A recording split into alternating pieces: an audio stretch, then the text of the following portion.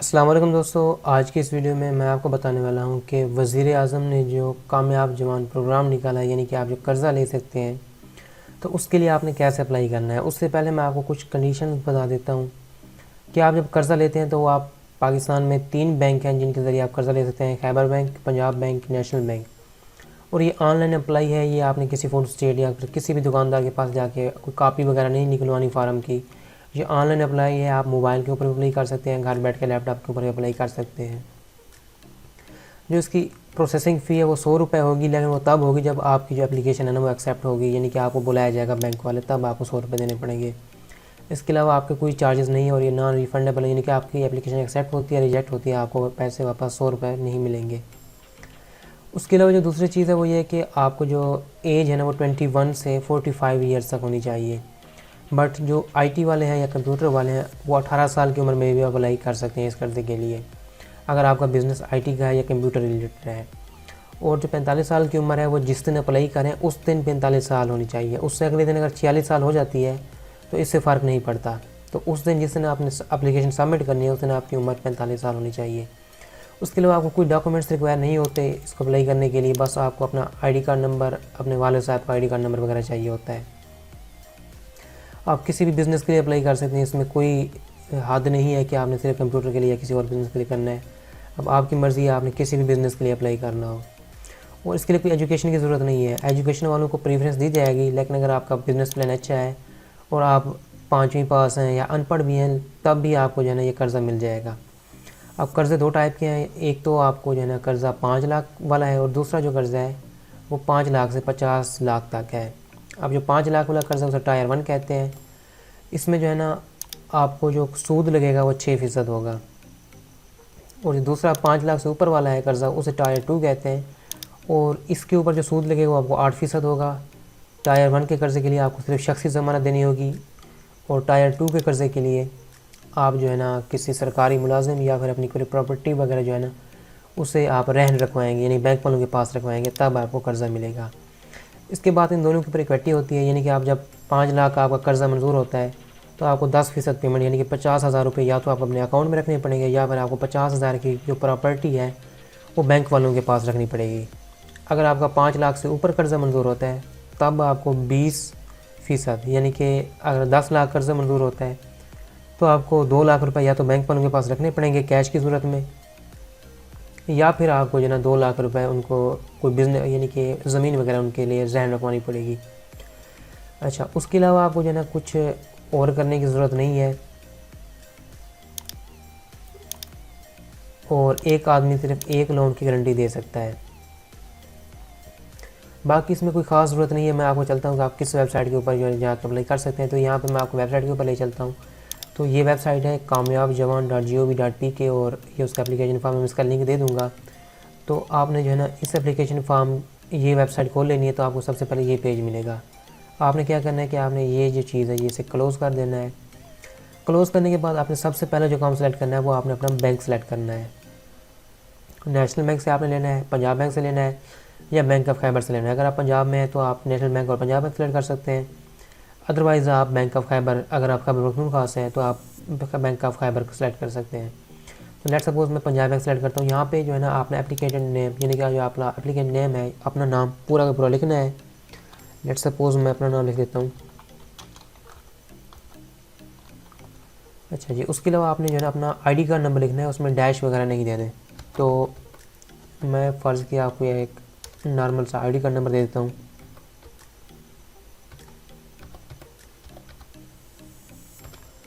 अच्छा जी, उसके बाद आपने आपका आईडी कार्ड कब बना, इजरा कब, वो आपने वो सिलेक्ट कर लेना है, डेट। लेट सपोज़ मैंने ये डेट सेलेक्ट कर ली कि मेरे ये है। उसके बाद आपने अपनी डेट ऑफ बर्थ सेलेक्ट कर लेनी है।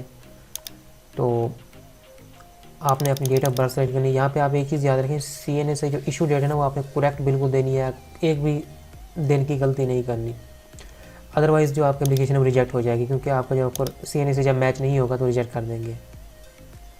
ओके जी, मेरी डेट ऑफ बर्थ आ गई। उसके बाद आपने जेंडर सेलेक्ट करना है, तो मेल सेलेक्ट कर लिया। उसके बाद अपने फादर का नेम देना है।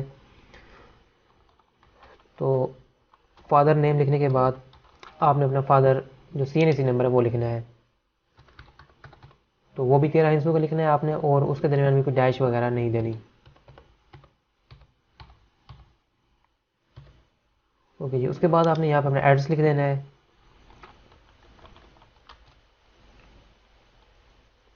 तो यहाँ पे एड्रेस लिखेंगे आप।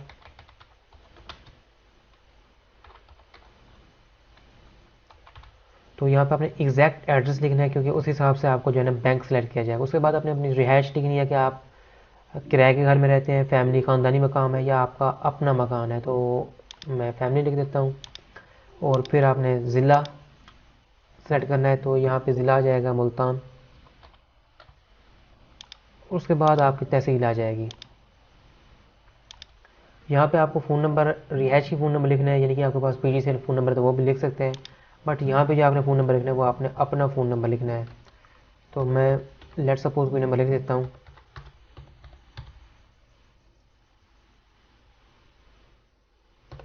ओके जी, अब उसके बाद आपसे पूछा जा रहा है कि ये सिम आपके नाम है, तो आपने यहाँ पे यस कर देना है अगर आपके नाम है, अगर नहीं है तो नो कर देना है। और यहाँ पे आपने जो है ना अपना ईमेल एड्रेस दे देना है। तो उसके बाद आपने जो है ना ज़ेर कफ़ालत अफराद की तादाद बतानी है, यानी कि आपकी कफ़ालत में अफराद कितने हैं।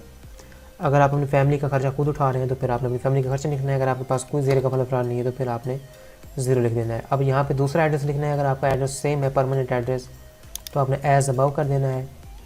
उसके बाद जो आपकी मैरिटल स्टेटस है, आपने मैरिड हैं, गैर शादीशुदा हैं, तो आप गैर शादीशुदा कर सकते हैं। यहाँ पे आपने लिखना है एक्सपीरियंस और स्किल, या और उसके साथ आप एजुकेशन लिख सकते हैं। तो मेरी एजुकेशन मतलब एमएससी है, तो एमएससी विद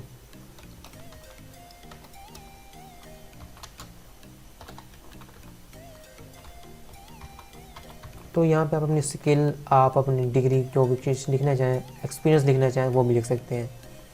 अच्छा, करंट जो स्टेटस है आपका, मौजूदा ज़रिया मुआश, आप बेरोज़गार हैं, अपना रोज़गार है, या फिर आप नौकरी कर रहे हैं। तो यहाँ पे आप जो भी आप स्टेटस वो लिख सकते हैं। यहाँ पे आपने बिज़नेस सेलेक्ट करना है। लेट्स सपोज मैंने ई कॉमर्स वेबसाइट यहाँ पे लिख दी।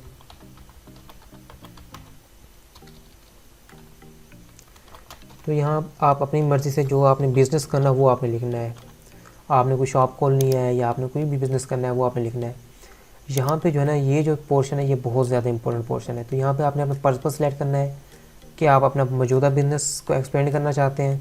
अब यहाँ पे अगर आप अनएम्प्लॉयड लिख चुके हैं तो तकरीबन न्यू बिज़नेस आप सेलेक्ट करना चाहिए आपको। अब ये जो जगह है यहाँ पे आप अगर 5 लाख से ऊपर गए तो फिर आपके लिए जो कंडीशंस हैं वो थोड़ी सी मुश्किल हो जाएंगी और आपका सूद भी बढ़ जाएगा। तो मैं लेट सपोज यहाँ पे 5 लाख कर देता हूँ। ये आपकी मर्ज़ी, आप जितना यहाँ पे लोन लेना चाहें वो आप ले सकते हैं। उसके बाद लोन की टाइप क्या है, वर्किंग कैपिटल या टर्म लोन। अगर आप 5 लाख से ऊपर लेना चाहते हैं तो फिर आप टर्म लोन की तरफ जाएं। अगर आपने 5 लाख से कम लेना है लोन तो आप कारोबार के लिए कर्ज़ा ले सकते हैं, यानी कि वर्किंग कैपिटल लोन ले सकते हैं। उसके बाद यहाँ पे आ जाती है टर्म ऑफ लोन, आपने कितने मुद्दत में ये कर्ज़ा वापस करना है। तो मैं यहाँ पे कह देता हूँ 5 साल। लेट सपोज कि मैं 5 साल में ये कर्ज़ा वापस कर दूँगा। तो ये चीज़ें आपने जो है ना दोबारा 2-3 बार इसे चेक कर लेना है मुकम्मल, क्योंकि अगर आपने एक बार सबमिट कर दिया, अगर आपकी गलती हुई तो आपकी एप्लीकेशन रिजेक्ट हो जाएगी और आप दोबारा इसे एडिट नहीं कर पाते। तो इसलिए आपने इसे 2-3 बार चेक करना है। और सबमिट जब करने की कोशिश करेंगे तब भी आपके पास ये ऑप्शन आएगा। तो आपने जो है ना सबमिट जैसे ही करेंगे तो ये आपके पास सबमिट हो गया। अब आप जैसे ही सबमिट करते हैं तो आपके पास एक मोबाइल नंबर जो आप देंगे उसके ऊपर एक मैसेज आ जाता है कि आपकी एप्लीकेशन सब सक्सेसफुली सबमिट हो चुकी है। तो जैसे ही वो एप्लीकेशन आएगी तो कास्ट में आपकी अप्लाई हो चुकी है। अब यहाँ पे आप देख सकते हैं dear applicant, it is inform you that please enter exact CNC and its issue date. क्योंकि अब मैंने आपको दिखाने के लिए जो एप्लीकेशन यानी कि CNC जो लिखा था या उसका इशू डेट लिखा था वो बिल्कुल गलत लिखा था, तो इस वजह से यहाँ पे एरर आ जाता है। तो अगर आप गलत लिखेंगे तो आपके पास एरर आ जाएगी। इसलिए मैं आपको कह रहा था कि आपने जो है ना एग्जैक्ट डेट लिखनी है जिस डेट को आपने इजरा किया है। उसी वक्त ये नाज़र से वेरीफाई करते हैं, उसके बाद आपकी एप्लीकेशन जो है ना सबमिट हो जाएगी। तो जब एप्लीकेशन सबमिट हो जाएगी तो आपने 15 से 30 दिन वेट करना है। उससे पहले भी आपको कॉल आ सकती है, लेकिन ज़्यादा से ज़्यादा जो अर्सा गुजरेगा वो 30 दिन के अंदर आपको बैंक वाले बुलाएंगे और फिर आपको जो है फर्दर स्टेप्स के ऊपर बताया जाएगा। अगर आपका कर्ज़ा मंजूर हो जाता है तो आपको जिस बैंक में आपने सेलेक्ट किया है, आपने साथ अगर आपने पंजाब बैंक सेलेक्ट किया है तो आपको पंजाब बैंक में अगर अकाउंट नहीं है तो पहले आपको अकाउंट खुलवाना पड़ेगा। फिर उसमें आपका जितना कर्ज़ा मंजूर होता है, अब लेट सपोज 5 लाख कर्ज़ा मंजूर होता है तो फिर आपको 50,000 रुपये पहले जमा करवाने पड़ेंगे उस अकाउंट में। उसके बाद जो है ना आपका कर्ज़ा आपके अकाउंट में इंटर होगा। फिर आप मंथली पेमेंट के ऊपर भी इसे पे कर सकते हैं, एनुअली पेमेंट के ऊपर भी पे कर सकते हैं, 6 माही और 6 माही, यानी कि 6 महीने बाद अगर आप एक किस्त बनवाना चाहें तो 6 महीने की किस्त भी बन जाएगी, 3 महीने की भी बन जाएगी और 1 साल की भी किस्त बन सकती है। ये आपके ऊपर डिपेंड करता है कि आपने कितनी किस्त पे करनी है। तो ये टोटल यानी कि एग्जैक्ट प्रोसीजर है। अगर आपको जो है इस हवाले से कोई भी मसला हो तो आप मुझसे कमेंट में पूछ लीजिएगा, मैं आपको मुकम्मल इसकी जो है डिटेल बताऊँगा, आपको समझाऊँगा। तो उम्मीद करता हूँ आपको वीडियो पसंद आई होगी। अगर आप इस वाले से कोई मज़ीद वीडियोस चाहिए तो मुझे बताइएगा। तो अगर आपको वीडियो पसंद है तो लाइक करें, दोस्तों के साथ शेयर करें ताकि उनको भी इस कर्ज़े के लिए अप्लाई करने का मुकम्मल मेथड का पता चल जाए। बाकी अगर आपने अभी तक मेरा चैनल सब्सक्राइब नहीं किया हो तो सब्सक्राइब कर लें। मिलते हैं नेक्स्ट वीडियो में। आप देख रहे हैं टेक, मैं हूँ आमिर। अल्लाह हाफिज़।